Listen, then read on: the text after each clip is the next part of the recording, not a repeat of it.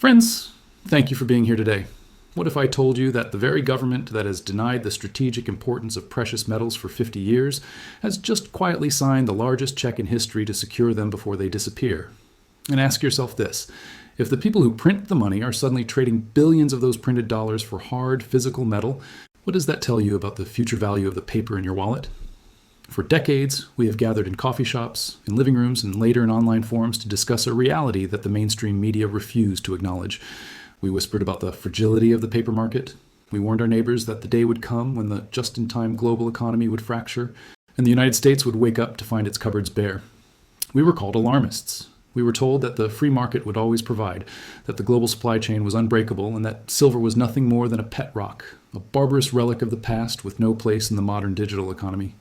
But today, looking at the events that unfolded in December 2025 and January 2026, the whispering has stopped. The theories have ended. The reality is now etched in steel and concrete in Clarksville, Tennessee. The panic is no longer just a rumor. It has officially arrived at the highest levels of the United States government. The ink is dry on a deal that changes everything we thought we knew about their relationship between Washington, Wall Street, and the physical metals market. This brings us to the wake-up call that has triggered panic at the highest levels. For those of us who have lived through the inflation of the 1970s, the tech boom of the 90s, and the financial crash of 2008, we have developed a keen sense for when the narrative shifts. Usually these shifts are subtle. A changed word in a Federal Reserve statement. A quiet resignation of a Treasury official. But what happened on December 15th, 2025 was not subtle. It was a seismic shift in American industrial policy that screamed of desperation. While the retail public was distracted by the holiday shopping season, and while the cable news pundits were arguing about Bitcoin and the latest tech stock bubble, the United States Department of Defense, DoD, quietly executed one of the most significant strategic maneuvers in the history of the metals market. We are now receiving confirmation of a massive, game-changing deal. The U.S. government, through the Department of Defense and the Department of Commerce, has partnered with Korea Zinc to build a massive $7.4 billion critical minerals processing facility in Clarksville, Tennessee. To understand the magnitude of this, we must look back at the last half-century. Since the 1970s, the United States has operated under a specific economic philosophy: outsource the dirty work. We closed our smelters. We shuttered our refineries. We decided that we would be the brain of the global economy, handling the finance, the design, and the software, while we let developing nations, primarily China, handle the brawn, the smelting, the refining, and the pollution. We exported our industrial capacity and imported finished goods. For 50 years, this arrangement seemed to work. Prices at the store stayed low, and the stock market went high. But in doing so, we handed the keys to our national survival to our greatest geopolitical rival. We allowed China to gain a chokehold on the processing of the very metals that make modern life and modern warfare possible. The announcement of the Clarksville facility marks the official end of that era. This is not a small research grant. This is not a subsidy for a university study. This is the first major non-ferrous metal smelter to be built on American soil in 5 decades. Why now? Why is Uncle Sam suddenly dropping over $7 billion to bring metal processing home? The answer is simple, though terrifying. They know what we know. They know the global supply chain is snapping.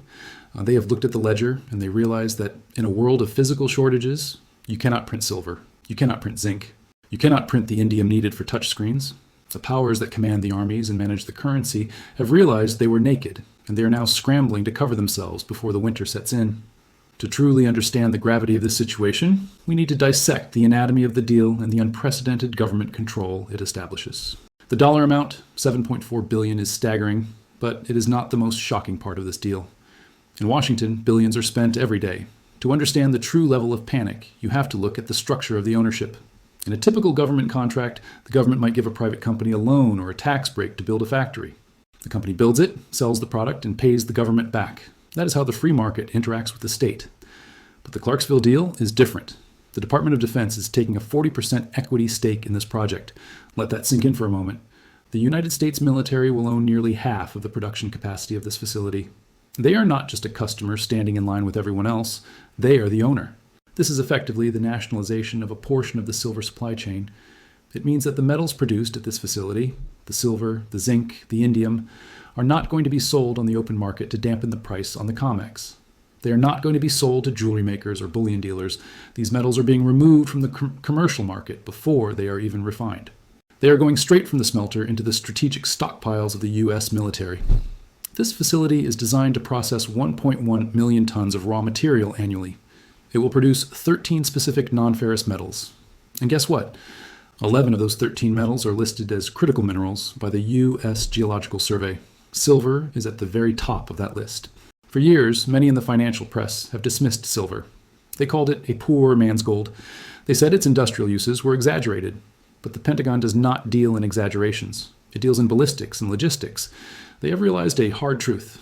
Without silver, the United States military effectively ceases to function as a modern fighting force. Silver is the most conductive metal on Earth. It is irreplaceable in electronics. Without silver, you cannot build the Tomahawk cruise missiles that protect our fleets. Without silver, you cannot build the complex avionics systems of the F-35 fighter jets. Without silver, you cannot build the next-generation satellites that provide our GPS and communications. The government looked at their stockpiles in December. Then, they looked at the export bans looming from China. They did the math, and they panicked. They realized that if they didn't act now, if they didn't physically seize the means of production, they would be unable to manufacture the weapons necessary for national defense by 2027. This validates everything the silver community has been saying for years. We said silver was a strategic metal. They called it a pet rock. We said industrial demand would eventually overwhelm supply. They said we were crazy. We said the government would eventually have to intervene to secure metal. They said the free market would handle it. Does a $7.4 billion government-owned smelter look like the free market to you? No. It looks like a frantic attempt to secure resources during a crisis. It proves that at the highest levels of power, they view silver not as a currency to be manipulated, but as a material that must be secured at any cost. I want to pause here for a moment because this is the crux of the matter. When you see the government bypassing the free market to seize assets like this, does it make you feel more secure? Or does it signal to you that the system is in deeper trouble than they are admitting? I want to hear your take on this. Please leave a comment below and let me know if you think this is prudent planning or a sign of desperation. But why is this happening right now? The answer lies in the rise of resource nationalism and the escalating threat from China. To understand why this is happening right now, in January 2026, we have to look at the geopolitical map. The Clarksville facility is the cornerstone of a new strategy that military planners call Fortress North America. For the last 30 years, the West has been playing a dangerous game.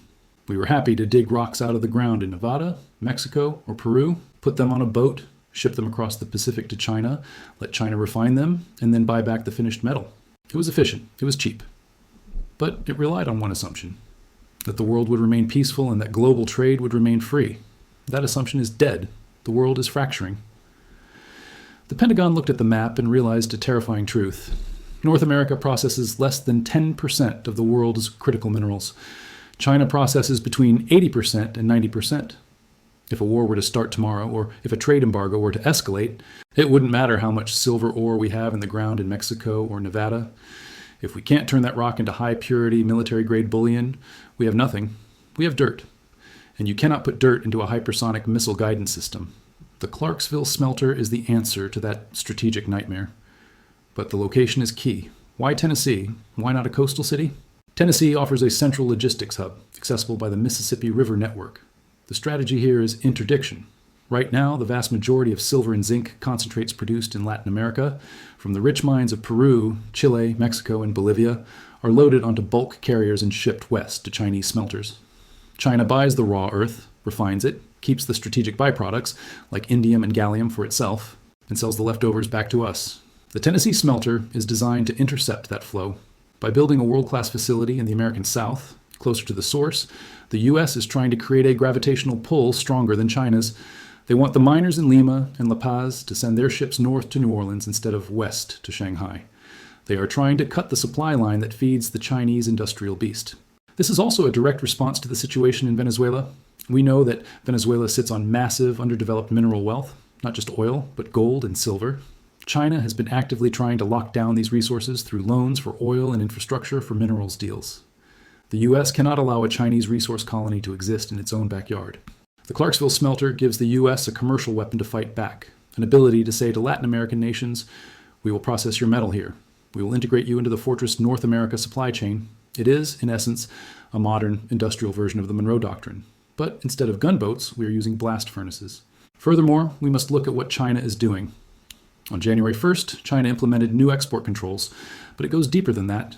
China is actively de-dollarizing its supply chain. They are paying premiums in yuan to keep their domestic metal at home. They are telling miners in Inner Mongolia, don't export. We will pay you better than the Americans. This creates a drain on the international market. China is vacuuming up physical inventory, and the US realized it could not compete in a bidding war on the open market without destroying the value of the dollar. If the US government started bidding up the price of silver on the COMEX, it would admit that the dollar has lost purchasing power. So instead of fighting a price war, they decided to build a fortress. They decided to trap the metal before it can leave the hemisphere. All of these factors lead us to a stark market reality: the death of paper silver. This geopolitical maneuvering has created a fracture in the financial markets, a phenomenon we are calling the tale of two prices. And at the center of this financial storm is an unlikely player, J.P. Morgan. For the last 15 years, if you followed the silver market, you knew J.P. Morgan as the enemy. They were the architect of the paper suppression scheme. They held massive short positions, betting that the price of silver would go down. They were fined for spoofing the markets. They were the entity that kept the price of silver artificially low, frustrating investors for a decade. But we must never make the mistake of thinking these bankers are stupid. They are the most sophisticated commodity traders on the planet. And right now, J.P. Morgan is the bank structuring the financing for this $7.4 billion smelter. Why would the biggest short seller in history suddenly finance the biggest physical infrastructure project in 50 years? Because they know the game has changed. J.P. Morgan is not a gambler, they are the house. And the house never bets on a losing horse. They have realized that in a world of physical shortages, holding a paper short contract is a suicide mission. If the price of silver goes to $200 an ounce because of a shortage, their paper shorts would bankrupt them. So they are pivoting. They are moving from betting against the price of silver to owning the flow of silver. They are helping the government build this smelter so they can control the physical metal. They become the gatekeeper. They are effectively reshoring their business model. Instead of relying on London vaults, which are emptying, or Chinese refineries, which are closing to the west, they are building a fortress in Tennessee where they can process the metal themselves. This pivot by the smart money confirms that the era of paper silver is ending. And nothing proves this more than the arbitrage vacuum we are seeing right now. As of January 2026, we are witnessing a massive disconnect between the price of silver in New York and the price of silver in Shanghai. In New York, on the COMEX, the price is hovering around $75 per ounce. This is the paper price, determined by algorithms and futures contracts. But in Shanghai, the price has exploded to approximately $82 per ounce. This is the physical price, determined by factories that actually need the metal to operate. That is a spread of $7 an ounce. In the world of high finance, where traders kill for pennies, a $7 gap is an ocean. It represents a broken market. It screams that the West has lost control of the price. This spread creates a vacuum. If you are a global metals trader, do you sell your silver in New York for $75? Of course not. That would be financial malpractice. You put that silver on a plane or a boat and ship it to Shanghai to sell for $80. You pocket a risk-free 7 profit. This mechanism is draining the West of its physical inventory. It is a one-way river of wealth flowing from west to east. The West is selling its strategic assets at a discount, and the East is buying them at a premium because they know the true value. The existence of the Clarksville Project proves that the U.S. government knows the futures market is broken. If the COMEX worked, if a paper contract was truly as good as physical metal, the Pentagon wouldn't need to spend $7.4 billion to build a factory. They would just buy futures contracts. The fact that they are pouring concrete proves they know that when the crisis hits, you cannot melt down a piece of paper. You cannot put a digital promise into a missile. The paper market is a mirage. The physical market is the reality. And the government is spending billions to ensure it owns the reality. This forces us to confront the green paradox and the geological cliff that Washington can no longer ignore. We have spent considerable time discussing the military necessity of this project. The missiles, the fighter jets, the satellites. These are the things that keep our borders safe. But there is another war being fought, a quieter war, one that hits closer to home for every American who pays an electric bill or drives a car. It is the war between the political mandates for green energy and the geological reality of the planet we live on. Consider the irony, friends. For years, the same government that suppressed the price of silver has also been mandating a transition to renewable energy. They pass laws requiring electric vehicles. They subsidize solar farms covering thousands of acres. They tell us that the future is green. But here's the dirty secret they never mention in the campaign speeches. The green revolution is essentially a silver revolution. You cannot have a solar panel without silver. It is the most conductive metal known to man. It is the vein that carries the lifeblood of electricity through the system. As the efficiency of solar panels increases, the demand for high-purity silver paste does not go down. It goes up. The electric vehicles they want you to drive, they use up to twice as much silver as the gas-powered car sitting in your driveway right now. The planners in Washington looked at their own net zero charts, and then they looked at the mining charts, and they realized the math didn't work. It was a mathematical impossibility. The world has been in a structural silver deficit for 5 years running. We have been consuming more than we mine, filling the gap with above-ground stockpiles, but those stockpiles are gone. The cupboards are bare. We are facing a geological cliff. We aren't finding new massive silver deposits. Ore grades, the amount of silver found in a ton of rock, are falling globally. It takes more energy, more money, and more time to get less metal out of the ground, and yet demand is going vertical. This creates a terrifying pincer movement. On one side, you have the military demanding silver for national defense. On the other side, you have the green energy industrial complex demanding silver to meet government mandates. And stuck in the middle is the available supply, which is shrinking. The Clarksville smelter is the government's admission that the free market cannot solve this paradox. They realized that if they left it to the open market, the price of silver would have to skyrocket to hundreds of dollars an ounce to balance the books, which would destroy their green energy goals. Solar panels would become too expensive to build. The transition would fail. So they are bypassing the market entirely. They are securing the metal at the source to ensure that their needs are met first. They are making sure that when the shortage hits, and make no mistake, it is hitting right now, the military and the state-sponsored green projects get the metal, while the rest of the market fights for scraps. This is the ultimate betrayal of the free market investor. They tell you silver is abundant while they build a fortress to hoard it. They tell you to trust the paper currency while they exchange it for the only asset that makes their technology work. They are hedging against their own policy failures. The Clarksville Protocol is not just a military strategy. It is an industrial lifeboat for a government that realized it promised a future it didn't have the resources to build. Now, we must consider the historical gravity of this moment, the reverse Nixon shock. To truly grasp why this is the end of the trust me economy, we have to look back to 1971. That was the year Richard Nixon closed the gold window, effectively telling the world that the US dollar was no longer backed by anything other than the full faith and credit of the United States government. For 55 years, that was the deal.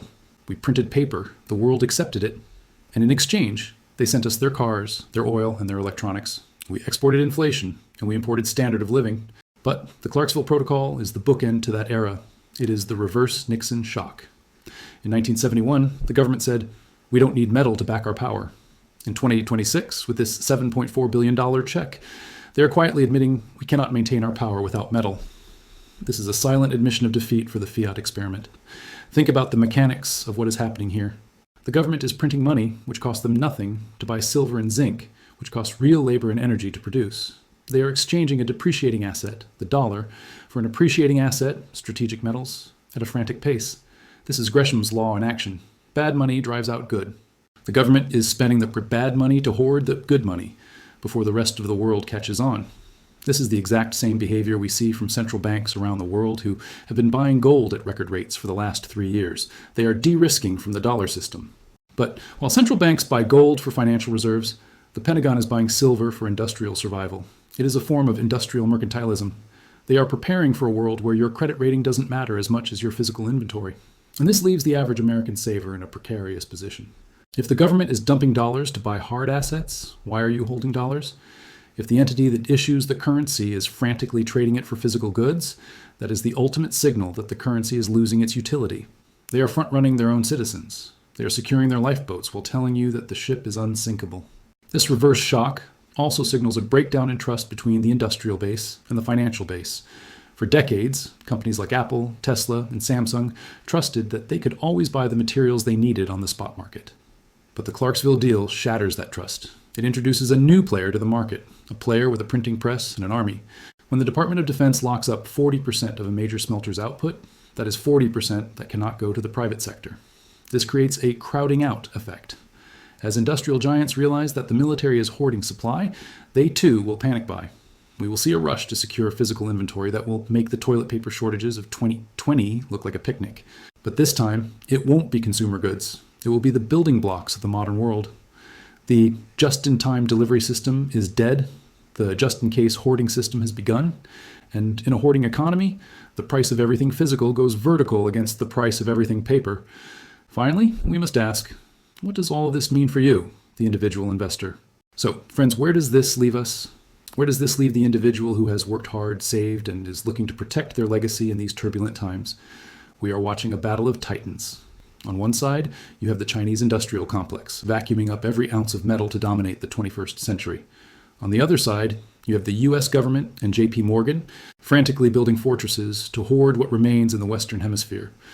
When the most powerful military on Earth and the most powerful bank on Earth join forces to hoard an asset, that is not a signal to sell. That is a signal to buy. It is the ultimate insider tip. The government is acting like a prepper. They are filling their pantry. They are boarding up the windows. They know a storm is coming. If the Pentagon is panic buying, why aren't you? The window to acquire physical silver is closing. As this smelter comes online and as the government locks up supply through exclusive offtake agreements, the amount of silver available for the retail public, for you and me, will shrink. Do not listen to the Federal Reserve Chairman when he tells you inflation is under control. Do not listen to the bank analysts who tell you silver is a dead asset. Watch their hands, not their lips. Their hands are writing billion-dollar checks to secure silver. This $7.4 billion investment puts a permanent, unbreakable floor under the silver market. The government has become a price-insensitive buyer. They will print whatever fiat currency is necessary to secure the metal they need for national defense. You are holding the winning hand. If you own physical silver, you are holding a piece of national security. You are holding the very material that superpowers are fighting to control. The Shanghai breakout to $82 was the warning shot. The Clarksville smelter is the declaration of war. We are entering a period of history where the return on capital does not matter as much as the return of capital. The paper system is burning. The debt is unpayable. The only safe harbor is the physical asset that has no counterparty risk, the asset that conducts electricity, the asset that reflects light, the asset that kills bacteria, silver. Do not let the volatility shake you out. When they smash the paper price next week, remember the Pentagon. Remember that while the price on your screen went down, the government just spent billions to make sure they have enough. If they aren't selling, neither should you. Be right, be patient, and sit tight. You are on the right side of history. If you found value in this report and want to stay informed as this situation evolves, please take a moment to like this video and subscribe to the channel. Your support helps us spread this critical intelligence to others who need to hear it. Thank you.